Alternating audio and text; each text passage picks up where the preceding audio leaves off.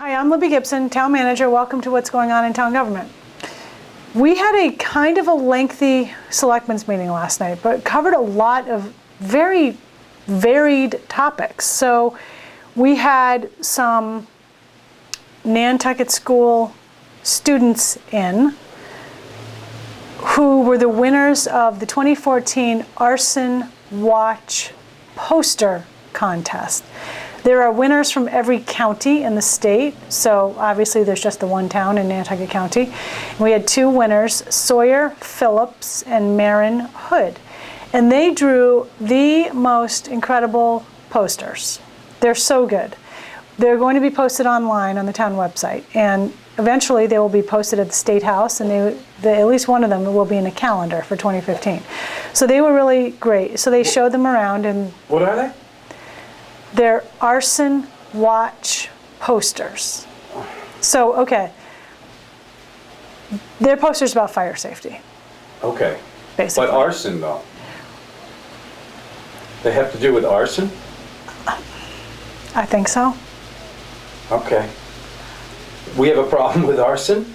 Well, I guess it's a countrywide problem. Really? Well, I mean, you know, arson and playing with matches, that kind of thing? Yeah. I see, okay. Maybe it's not so Kids much playing with matches. Arson is, kids playing with matches might, I mean, is that arson? I don't know. Arson Well, seems that's where it intentional. starts. Yeah, well, that's true. But I mean, and okay, Right. We don't know what we're talking about.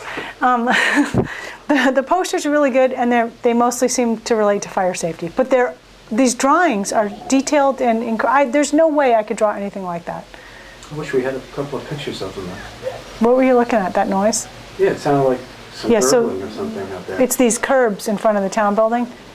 They're sticking out probably a little too far. Oh. People smack into them all day long. Oh, interesting. Yeah. Okay, so after the Arson Watch poster contest, winners were announced. That's a mouthful. We had not in this particular order, but we had a public hearing for committee applications, our second public hearing. The board will make appointments on June 25th. We had What kind of committees are we looking at? We're looking at Finance Committee, Conservation Commission, what else? So are there a lot of those. new candidates? There weren't a lot of new candidates, but there were. So any new candidate is a good thing. We also had an update on our Code of Conduct Statement of Commitment signings. This is a policy that was adopted by the board a while back, earlier in the year, to all the committee, commissions, and councils to sign, all the members of all the boards, and probably a majority by now have returned them, but not everybody.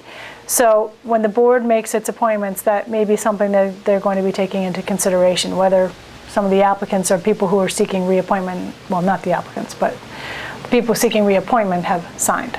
Code of Conduct? Yes. What does that mean? It's online in our committee manual. If you go online, you can get it. And it's basically a document that you sign that says you agree to conduct yourself respectfully, properly, civilly. You take the town's best interest into consideration, not your own, not your friends, things like that. Where did this come from? Is there a problem? Okay, we're gonna have to rehash this again. I know. I'm sorry. Well, I know there's people out there that haven't seen it. I think there's some concern from time to time that in any town that board and committee members, depending on personal issues, get uncivil from time to time. And we want to be known as a civil town. And if you and I are on a committee together, or on committees that aren't together, even if we disagree about something, we can do it respectfully and politely, not screaming and yelling and using threatening language. Was this brought on by the state? Is this a state? No, actually, this I think really started partially anyway, because Greg and I attended a ICMA, International City Managers Association, annual conference in Boston last fall. And almost every workshop was geared towards civility in government. So when we were reporting out to the board of our conference experience, we made note of this. And one of the suggestions by the presenters of these various workshops were the best time to adopt a code of conduct policy is when you don't have a big issue, a big controversial divide of some kind. That's the first time in a long time my phone rang while we're sitting here. Now, Erica just recently told me how to turn it off. But you can, yeah. Uh-oh. Say hello. I don't even know how to turn it off. You want me to unplug it? No. Yeah, don't unplug it there. Okay. Problem solved. Okay, the phone's fairly new, okay? I haven't It's a memorized new, how to use it yet. Oh. It's a nice phone though, very helpful and cool. handy. But you see, I can't always see who's calling me now. Oh. So what happens is, if it's a call for me, if it goes to Ann, It's this newfangled kind of Ann deal? sends the call over to me, but it says Ooh, that from is a Ann. fancy I looking can't thing. see who it really is. Look at Yeah, it's this. quite fancy, yeah. It doesn't have caller ID? Well, I'm sure there's a way to get it on there, Oh, which yeah, I you need to gotta get that. investigate, but, well, so, yeah, All right, I so know we got why it. it's not on there. But anyway, All right. it's whatever. Okay, well, I got don't even it. know what I was talking about now. I know what you were talking about. The code of conduct. Yeah, it's done. You've kind of... Okay, we've covered that. Yes. Okay. We also talked about biodegradable packaging. Now, years ago, the town had a biodegradable packaging bylaw, which prohibited certain types of packaging from retail use, with some exemptions. And that fell by the wayside some time ago. So Richard Ray, the health officer, in his interest in keeping the island clean and healthy and everything like that, has brought this idea back forward, and he came to the meeting with examples of biodegradable packaging. He had plastic bags and containers and things like that. So the board, I think, is very interested in this, but they wanted to know more about the composition of these biodegradable materials and what happens when they go into the landfill. If they end up in the composter, which I think actually they aren't really meant to go in the composter, but if they end up in there, are they going to biodegrade within that process, which takes about 4 days? They had a couple of other questions like that. So they didn't set a public hearing, but they asked for some additional research to be done, information to be gathered, and we'll bring that back to them. We also had a presentation from the transportation planner for the Planning Commission on the TIP, the Transportation Improvement Program for 2015 to 2018.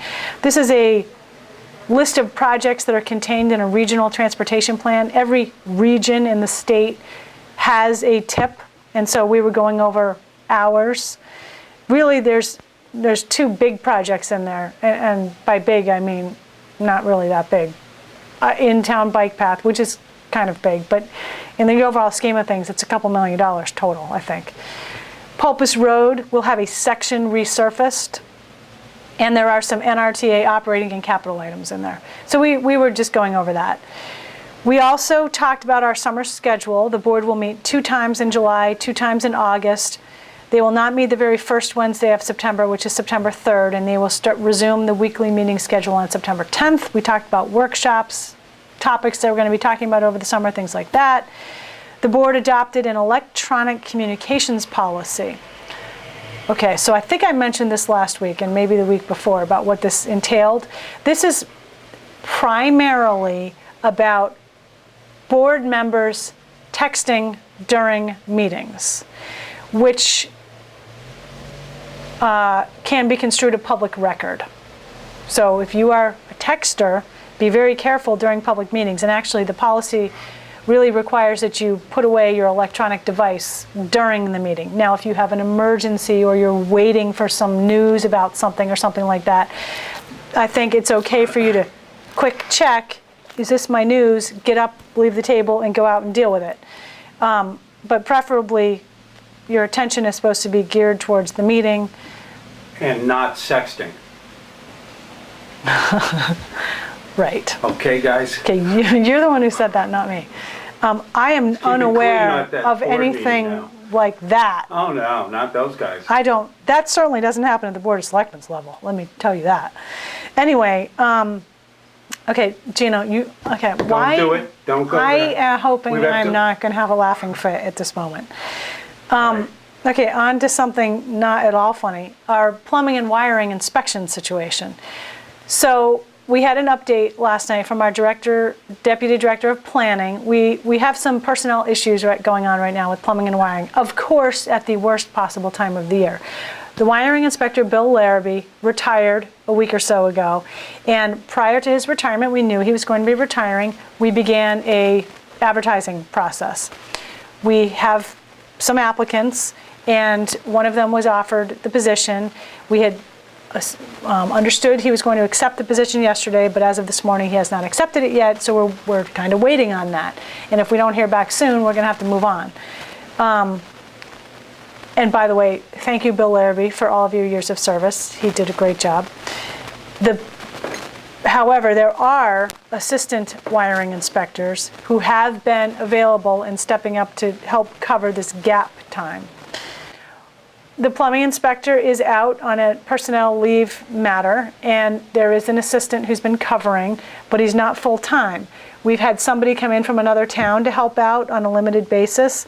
We're trying to get that again, and we're researching everywhere we possibly can to deal with this. There have been conversations with the state about it, and we're trying to deal with it as best we can. But my understanding generally is that plumbing is moving fairly well. Wiring is a little bit delayed. So, All right. working on it. Yeah. Next week at the board meeting, we have a workshop meeting. We have 2 topics. And by the way, we're not meeting in the training room anymore for workshops. We're meeting downstairs in the community room. Same place. Well, remember workshops we Yeah. were meeting in the training room? We're Yeah. not doing that anymore. So it's going to be So same as usual BOS meeting. Got it. We're having 2 topics next week, at least as of right now.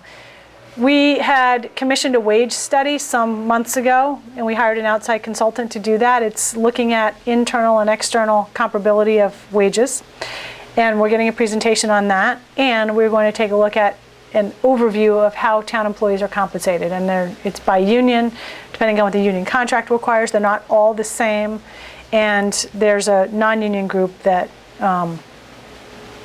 has a different personnel arrangement. They're under some policies. They don't have a union contract, obviously, because they're non-union. That's what's going on. It's late in the day. You're late in the obviously day. had a long day. It's been a long day for some reason, but Right. it started early, and it's been just kind of consistently busy ever since. And it's been pouring rain most of the day, which I'm happy about because we need this rain.